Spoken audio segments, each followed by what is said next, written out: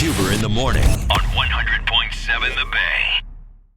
On this day, Miles feels good. Listen to him. on this day. I was a little early. That's on me. That's all right. Miles, he's carrying the thing today. So let's do it. On this day, It's Huber in the mornings on this day on 100.7 The Bay. Should be noted, I'm not feeling well, and I'm sitting down, which I never do while we're on the air. Right. I don't hate it. I mean, I don't think I'm going to make a habit out of it, but I thought I'd hate it more than I do. The chair's there for when you need it. Yeah, it's pretty nice. I would have to do this real quick. Hold on.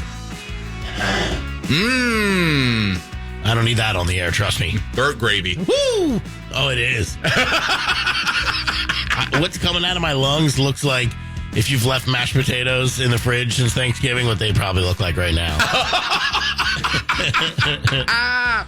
But it is December 1st. If you were fighting the holiday season, being that it was still November, it's time to let it go and embrace it, right? We're officially in it, man. Yeah. If you don't like Christmas, you're not going to like this on this day. That's for sure. This is a good one, and I have no idea. I'm going to definitely need help at 410-584-100.7. On this day. I didn't do the whole rigmarole. Do I need to? Nah, we're already here. Okay. We're guessing things that happened on this day. 410-584-100.7. Play along. Yada, yada, yada. Something down memory lane. John Lennon releases Happy Xmas, parenthetically entitled War is Over in these United States of America. Wait a minute. What was that word you used? Parenthetically entitled. I hate you. It's one of my favorite words in the English language, parenthetically. You just use that at bars to make guys like me look bad. And I don't like that energy. How do you like them apples? Where do you stand on this song? You like it? I do. I will say that Brent Smith and Shinedown did a cover of this that's really, really good, too. Yes. But yeah, I mean, it's become one of those staples. I like a lot of the Beatles Christmas stuff. I like the Paul McCartney Wonderful Christmas Time. I know I'm probably in a minority for that one. And then there's the one that just says Ding Dong quite a bit. I think that's a George Harrison song, maybe. Or Ringo. I don't know. You know what I'm talking about? Yeah, I do. Bam, bam, bam, bam. Nailed it. For me, this is like a gingerbread cookie. I only need to hear it once. That's a once a year type thing. I wonder what those kids are doing now. Like how old they are. If they play this and be like, hear that, hear that? That's me. right there. Listen. That's me. They're at their hometown bar drunk. I was in the bar. I could have been somebody. I was the kid that went. Could have went pro if it wasn't for this bum knee. See them mountains? Right in Uncle Rico. Oh my God. Through my teared and blurry eyes, I can see the big text board here. A lot of 1971s coming in. And Brittany from Ellicott City also loves the Paul McCartney song. Thank goodness I'm not alone there. Yeah, that simply having bing, bing, bing, bing. I like that one. The chorus is great. The verses are really, really bad. I don't know.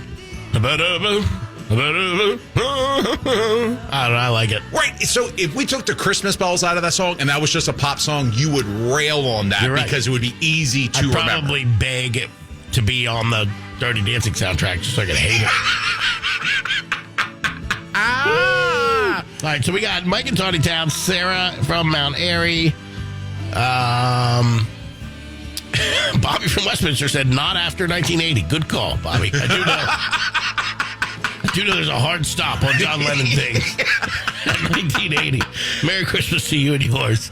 Wow, that was the weak link in the group project today. That was a good one. All right, lots of people are... Sorry. Oh, he's fine. Exercise the demon. It's just the power of Lennon. Oh, he coughed in his hands and then touched the buttons of the board. Hey, it's a productive cough.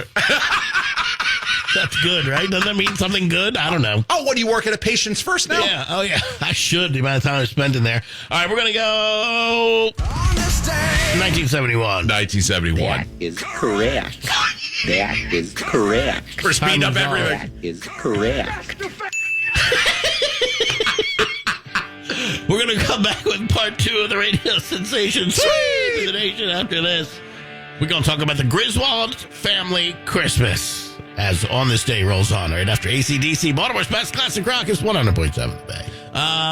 So we are ready to talk about the Griswold family Christmas. And this movie is such a killer for me. Let's do this first. On this day, It's Huber in the mornings on this day on 100.7 The Bay.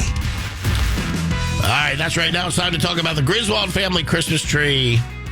The Griswold's perfect Christmas plans go horribly awry due to the unexpected visitors, explosions, and a pesky squirrel. Chevy Chase and Beverly D'Angelo reprise their roles from the 1983 hit National Lampoon's Vacation as Christmas Vacation hits the big screen. I love this film. I do. I know you do. And I'm okay with it. Like, I don't dislike it. My wife's a huge fan. We have to watch it once a year, but then I'm done. You got some clips here, and they are pretty great. I'm going to hit this one first. Okay? It's bigger than you expected? Oh, this is a bonus check. Smaller? It's a 1-year membership in the Jelly of the Month Club. Oh, God. Clark, it's the gift that keeps on giving the whole year. That it is, Edward. That it is. I love it so much. Oh, Lord. I mean, the Cousin Eddie makes that one.